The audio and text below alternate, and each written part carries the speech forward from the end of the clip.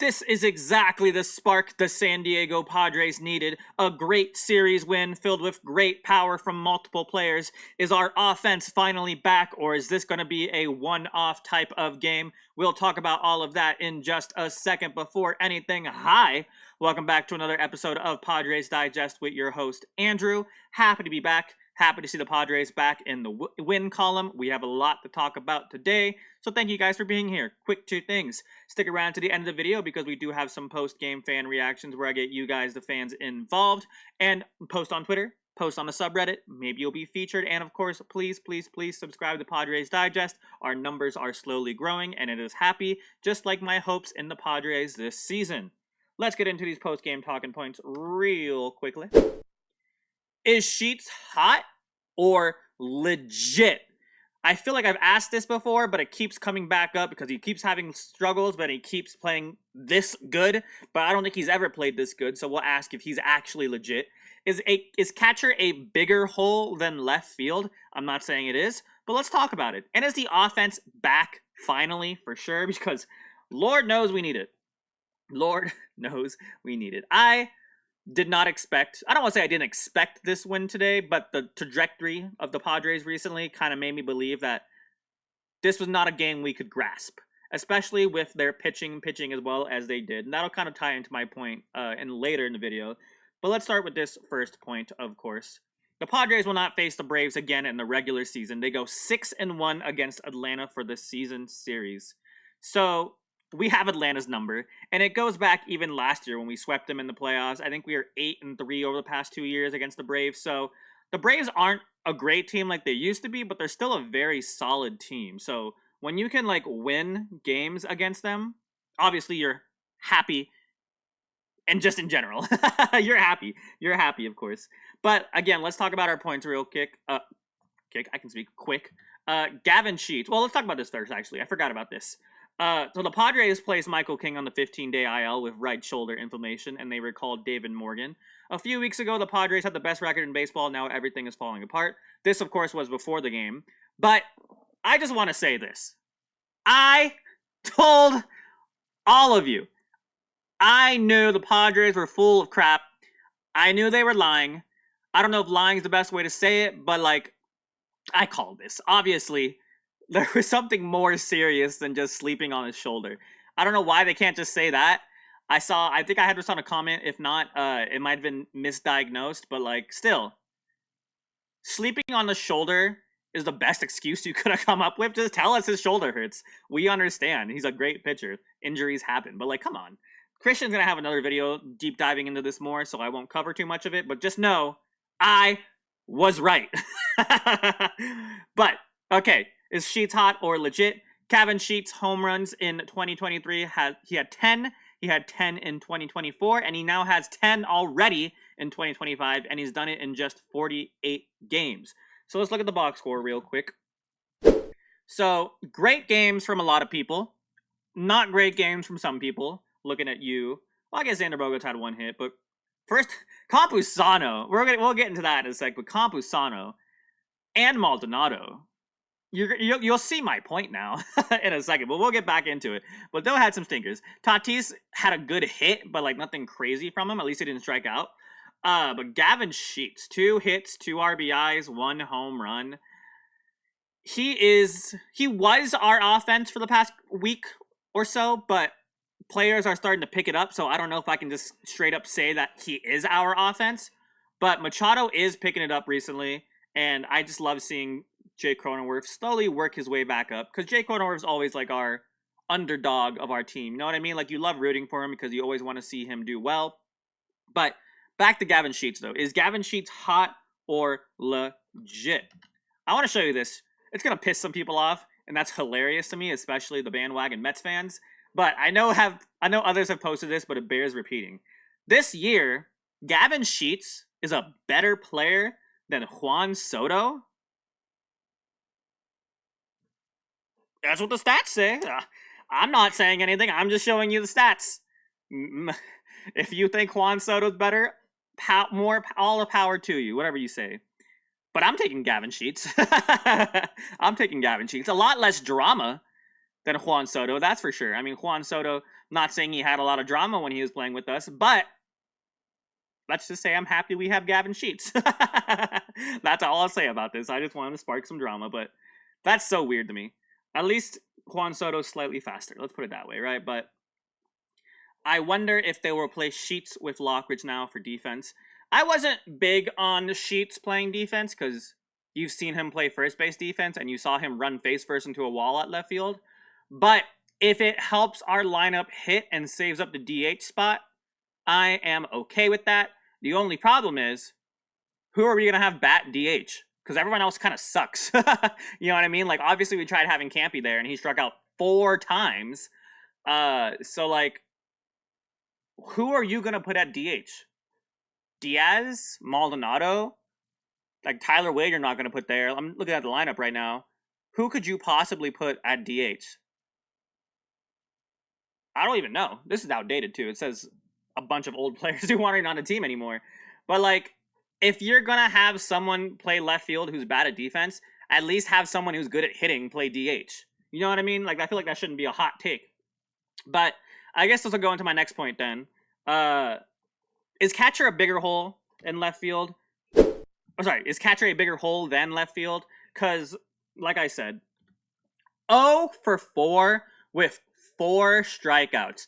This is a guy we supposedly are, well, some people are big on. You know me. You know I'm a Kusano hater. As much as I love and respect our players, I do not think Kusano is a good player. He is a glorified DH, a glorified quadruple A player, which means he's too good for AAA and he's not good enough for MLB.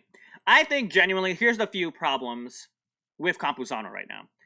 A, I think he tries to play he swings too big in the major leagues. You saw some of his swings. He was swinging like prime Hank Aaron, and he completely missed. And his first at-bat looked so ugly. He watched 2 pitches straight down the middle, and he struck out on that pitch.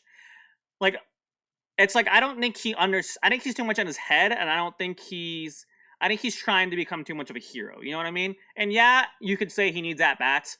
And right now, he definitely has a place for those at-bats, especially with the way our offense is playing. But, like, it's not like this is his first time being up in the majors. He had some good moments, don't get me wrong. But he's been in the major leagues for, like, a while now. Like, on and off the past, 2 years? He's not new. He's just never really been able to figure it out. And the power is, I don't think there's ever been power from Campusano on the major league level. And AAA, the other problem, AAA is a hitter's paradise. So he can smash balls out at the park, basically, in AAA. But, like, you can't do that in the major league level unless you're prime Derry Bonds or Barry Bonds or any home run hitter. You're not Aaron Judge, okay? So I think he needs to realize that his game is not fit for major league levels. If he wants to swing out of the fences, he's going to become like a prime Adam Dunn, hitting 200 with like 40 home runs. I mean, I guess I would take 40 home runs, don't get me wrong, but Campusano's not going to hit 40 home runs. We'll be lucky if he hits 20. So at what point do we realize we're wasting a roster spot on Campusano? But Manny Machado has 3 straight multi-hit games. I forgot to mention that. But Machado, he's found the power slowly, and his average has always been going up this year. So this genuinely could be a really good Manny Machado year. I know a lot of people are hating on him right now, but this could be a sleeper Manny Machado year. And I think, personally, it's going to go up from here. But let's look at the catcher position real quick. Hope you guys can see these. If not, I have it brought up on my side. But Maldonado, Diaz, and Campusano. Campusano doesn't even have a hit yet, I don't think. Does he have a hit? Apparently not. I don't know if this is updated for today. Well, no, it's not, because he struck out 4 times. So obviously not. He doesn't have a hit this year. And then you have Maldonado, who's batting 185.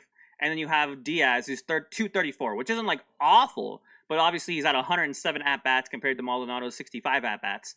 So the thing about the catcher position is also the fact that they work with the pitchers. So it's not someone you can just change out, in and out, pull up this guy, pull out this guy.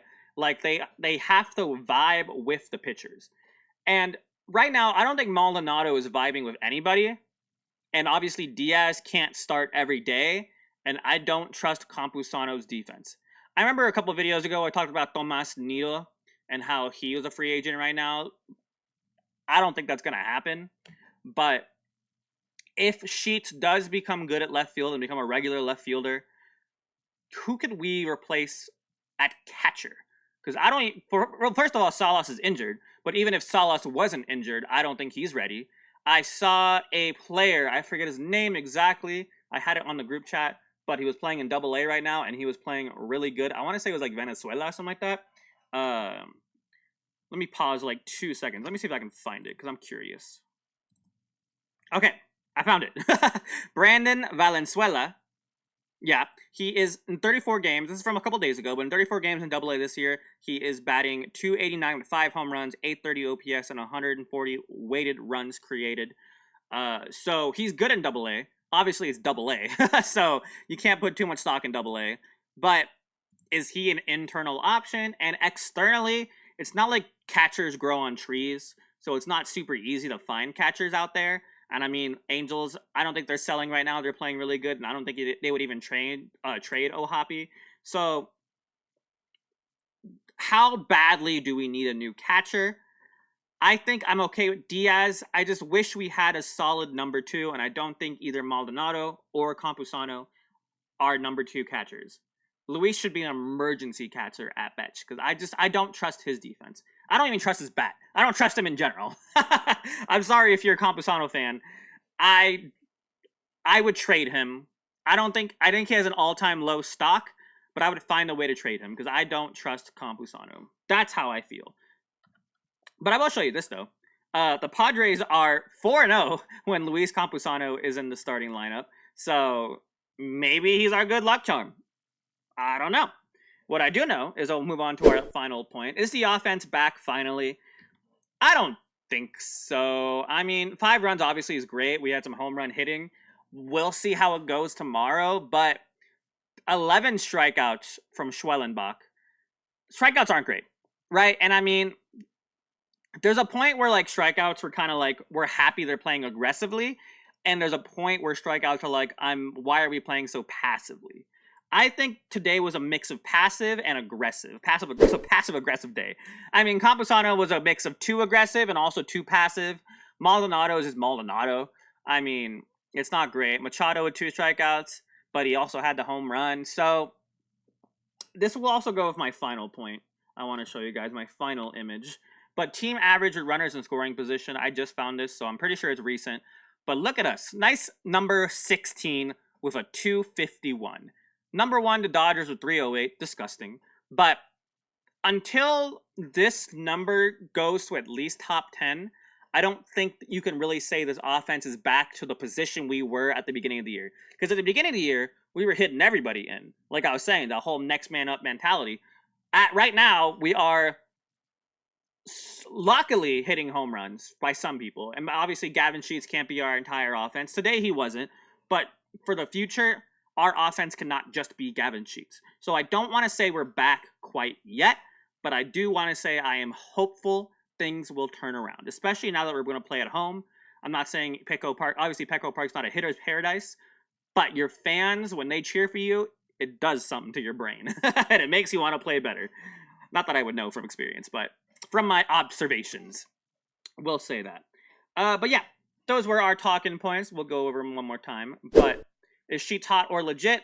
I didn't really answer that. I think he's legit.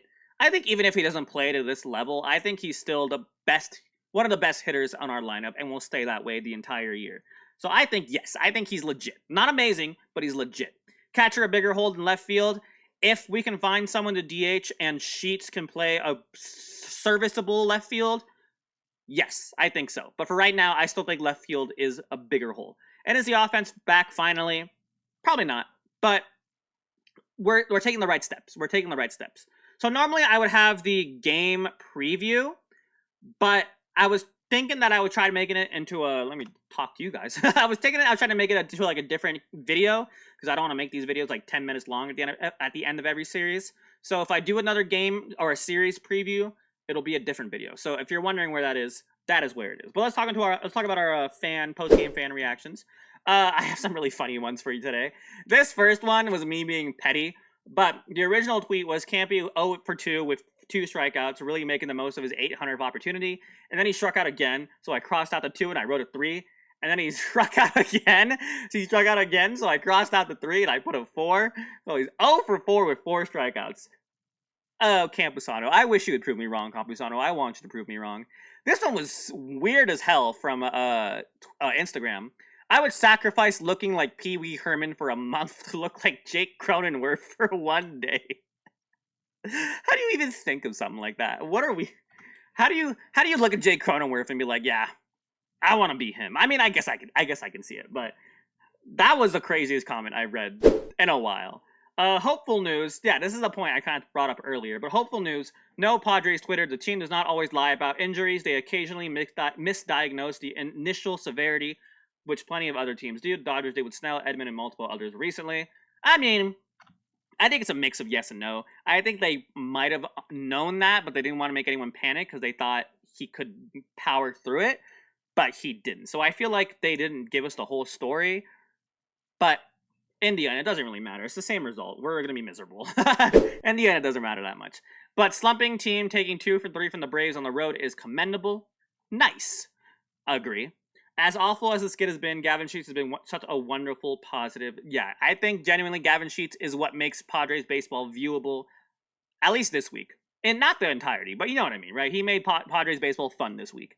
We are a catcher and a right-handed power bat away from a solid squad. Yes, we are so close.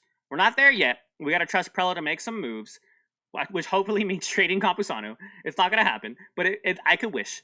But yeah, let me know how you guys feel. Are you guys on the hate Campy train? Are you on the love Campy train? Am I being a jerk? Probably, but am I? Let me know how you guys feel about today and the next couple of games coming up. If you're worried, if you think we're back, let me know. And of course, make sure you guys subscribe to the channel, help us grow, and have a fantastic rest of your day. Go Padres! And thank you for watching.